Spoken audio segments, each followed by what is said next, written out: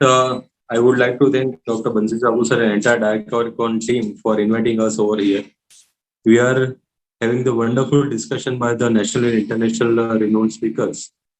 So, to start this session of mixed bag, I invite my co-chair to introduce our first speaker.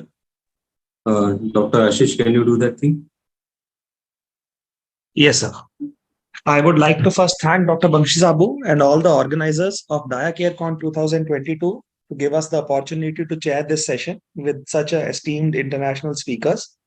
First, we have Dr. Binayak Sinha. He is from Calcutta and he has done his MBBS from Calcutta. Later on, he did his MRCP from UK and got his membership of Royal College of Physicians of United Kingdom in 2015. He went on to do his clinical specialty training in endocrinology and diabetes from UK, and later on worked as a consultant in diabetes and endocrinology in University Hospital Birmingham. Later on, he returned to his roots and started working in Emory and Fortis Hospital, Kolkata.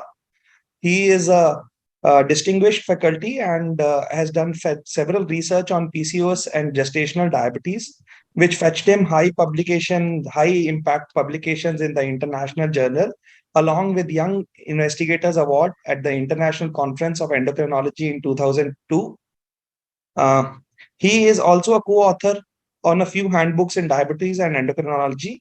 He teaches on various courses all over the country. I welcome Dr. Binayak Sinha.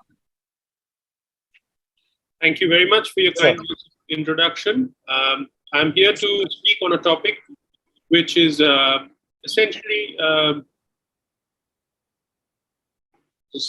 need to get this sorted once more.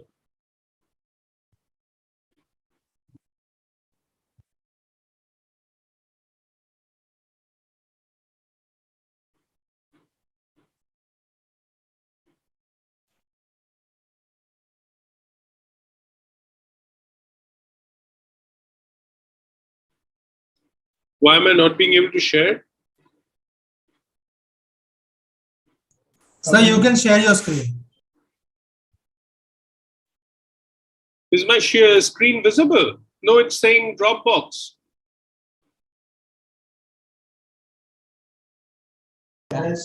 So first you open your presentation. My presentation is open. Yes, sir. Yes, sir. Now you can start sharing the screen and select your presentation in the backend. Is it visible? Yes, sir. Make it in the slideshow mode. Yes, sir. It's visible right now. Okay. Thank you.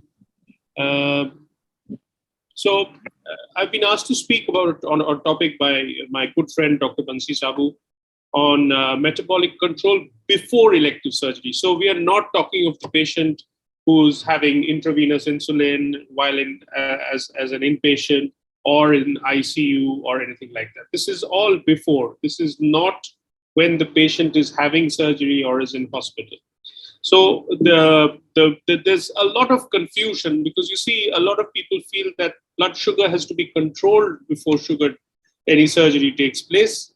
And therefore, it is imperative that we know what targets are, why we have to control, and how we control. Now, diabetes in surgery are interlinked. Most patients, I think 1 in 3 people who have surgery in Indian hospitals have diabetes. And most of them are type 2 diabetes, and very few are type 1 diabetes. Patients with diabetes are known to have an increased perioperative morbidity and mortality. Morbidity in the form of increased risk of postoperative infection. They're at risk of arrhythmia, kidney disease, paralytic ileus, stroke, myocardial ischemia, and increased length of hospital stay and even death. On average, diabetes patients will require more hospitalization, longer duration of stay, and will cost more to manage than patients who do not have diabetes. So why is this? Because there's a massive metabolic response to surgery. The trauma associated with surgery leads to increased stress hormones like catecholamines and cortisol, which increase insulin, reduce insulin sensitivity. And this depends on the severity of the operation or any post-operative complications or any preoperative comorbidity that the patient might be having. In addition, if you have heightened sympathetic activity, which you would expect when somebody is having surgery, there is reduction of insulin secretion, while there is also additionally increased growth hormone and glucagon secretion, which further worsens the plasma glucose levels. Further, when patient has surgery, there is catabolism. We know that patients who have surgery, in general, abdominal surgery leads to about 5 kilos of weight loss, and this loss is mainly muscle and bone loss that people have when they have surgery. And this abnormal situation leads to increased gluconeogenesis, increased glycogenolysis, breakdown of proteins and fat, and ketogenesis, which can lead to hyperglycemia and ketosis. So this is what happens during surgery. This is what we are up against, and therefore we have to be very careful about how we prepare a patient for surgery. Most anesthetic agents cause hyperglycemia, but remember, anesthesia is a quick on, quick off process. So this does not affect glucose metabolism tremendously. Epidural anesthesia does not increase catecholamine release or cortisol release, and therefore blood sugar levels are not affected in epidural anesthesia. Now, it's very interesting to look at perioperative hypoglycemia. This is before the event has taken place, and risk of adverse events. And this is surgical patients. This is a retrospective study by Dr. Inzuchi's group. I did a lie, Dr. Umpirez's group. And this is the surgical patients, about 40,000 patients, 33,000 without diabetes, 7,000 with diabetes. And they go through this process where they have blood glucose performed or not performed. And if they have a blood glucose performed and their blood glucose is more than 180, they either receive insulin or they do not receive insulin, whether they are diabetic or non-diabetic. Now, this is what the left-hand side, the flow diagram shows you. But if you look at the right-hand side, you'll be surprised to note that where my pointer is at this point of time, the composite adverse events, cardiac events, non-cardiac adverse events, and death is far higher in patients without diabetes who have hyperglycemia than in patients who have diabetes and have hyperglycemia. So it seems that hyperglycemia is worse when detected in non-diabetic patients than when patients with diabetes. This might be various reasons why. The primary reasons that springs to mind is that the stress levels obviously are so high in the non-diabetic patients that they are causing a hypoglycemia, and therefore this is one of the reasons why there are far more adverse events in the patients without diabetes. And therefore, for non-diabetic patients, but not diabetes patients, the risk of adverse events is linked to hyperglycemia. This underlies the paradoxical effect may be due to underuse of insulin, but also that hyperglycemia indicates higher levels of stress, as I was just telling you, in patients with no diabetes than in patients with diabetes. Now, with this in mind, this is the background information. I will take you through a few cases. These are a few cases which I have seen in the last couple of weeks, and these are all related to surgery. And this is not a commentary on anybody. This is not a commentary on any surgical specialty. This is not a comment on any doctor in particular. But I'm sure all of you who are participating in this discussion, who are watching, who are chairpersons, who are actually being a part of clinical medicine, you will all agree that this is something that we see very commonly in our day-to-day practice. And you will also wonder whether this is fair or not, and I will show you evidence to suggest whether it is fair or not. So this is a 56-year-old male. He's got a busy corporate jobs, but he's having problems with his vision. So he's taken 2 weeks off for planned cataract surgery. He's on metformin 1 gram OD, all stable, A1C 7%, which was done 15 days ago.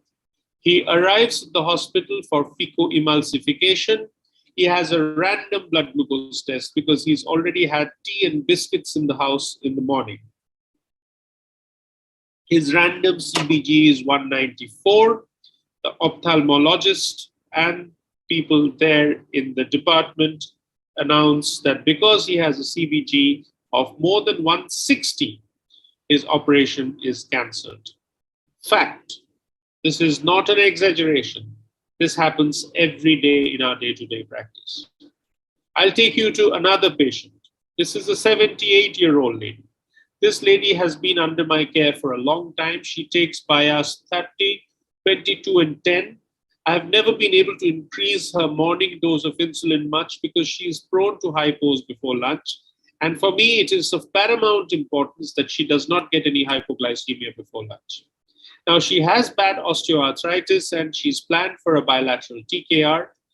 Just because she's going to have a TKR and she lives alone, her son who works in the United States comes with 3 weeks leave, short time present, that she needs to be having some kind of help at home and in hospital prior when she has the surgery. She has some pre-op tests 2 days prior to the surgery, fasting 103, PP 232, A1C 8.1%. I get a letter from the anesthetist who has done a pre-op check saying that this patient's PP sugar needs to be below 180 and HbA1c needs to be less than 6.5% before he can be taken up for surgery. As needless to say, the operation is cancelled again. And this gentleman has come down from the United States with a 3-week leave, and he will have to go back without having his mother operated. Now, the mother is left in a situation where she can go for surgery on her own.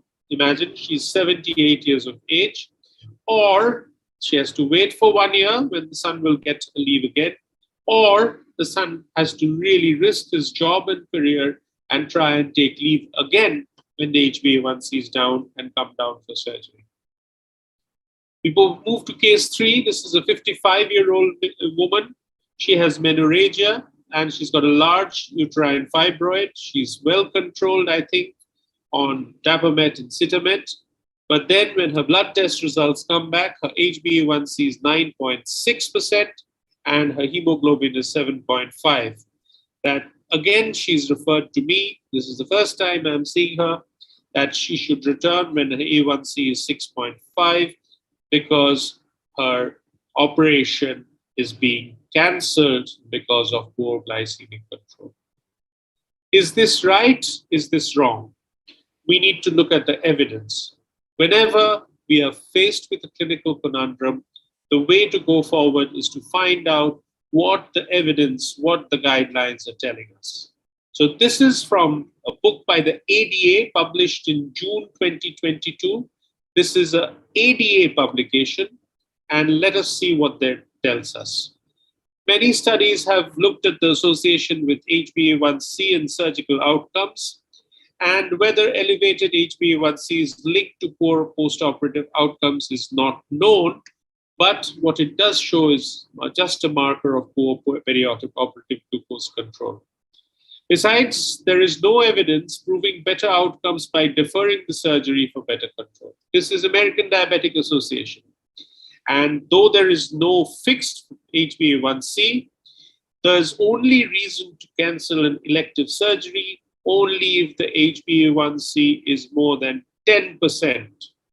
Procedures that are of emergent or time-sensitive nature, as in all the 3 patients that I showed you, the focus should be to get the patient in, have the operation, and provide good inpatient glycemic control. Even the anesthetists, the Anesthetic College, this is from the British Journal of Anesthesia, says that adverse outcomes, but there is lack of data to show any kind of benefit by delaying the surgery to correct the A1c. This is from Joint Royal College of Physicians, Royal College of Surgery, Royal College of Anesthesia, Royal College of Ophthalmologists, Royal College of Gynecology and Obstetrics. And though there is very good reason to actually refer the patients and make sure that there's a plan of surgery, again, the most important thing is the place that I have circled out for you. Their HbA1c is only if the HbA1c is 8.5%, refer to a diabetologist, otherwise proceed to surgery. Again, if you look at places where HbA1c is not readily available, again, when a patient comes to the hospital, like the patient did, with a random blood glucose of 194 awaiting a cataract surgery, what does the Royal College of Surgeons and the American College of Surgeons, this is of course from the American College of Surgery, what do they say?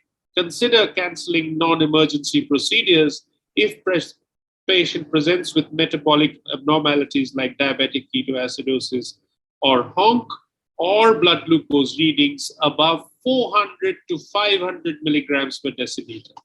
So all these patients who've had their surgery cancelled had no reason to have their surgery cancelled because it would not affect the outcomes. And in fact, particular to cataract surgery, we have data from India that if people who have gone through surgery for cataract, most about 200 patients with poor glycemic control on admission who underwent cataract surgery did not show any vision-threatening complications, and there was no influence of pre-operative serum glucose levels and final visual outcomes.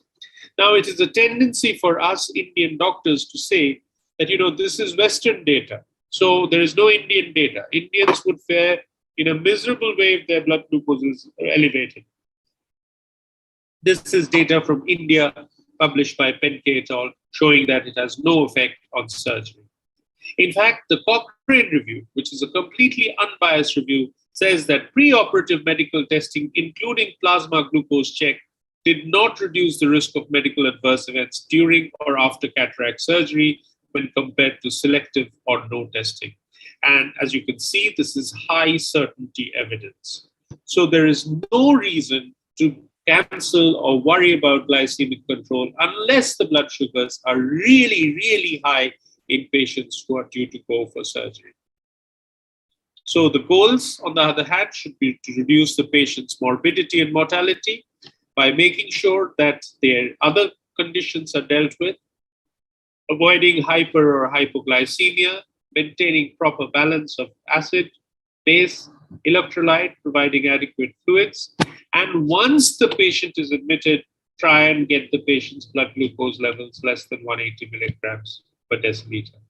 The general principles pre-operative are not to cancel surgery, but to optimize OAD, start insulin if necessary, add a basal insulin with OAD. There is emerging evidence with very good results, particularly with DPP-4 inhibitors, metformin, SGLT2 inhibitors, and metformin, and basal addition will provide excellent control in these patients.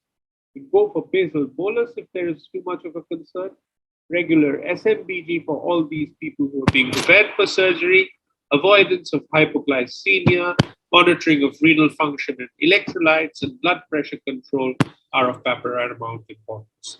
But if I've managed to make one point throughout this presentation, I would like to put it to you, ladies and gentlemen. The important thing is do not cancel surgery on flippant and callous reasons, as the patient has a random sugar which is slightly elevated or a HbA1c of 8 to 9%. Thank you very much for listening to me. Thank you. If there's any questions, I'll take them.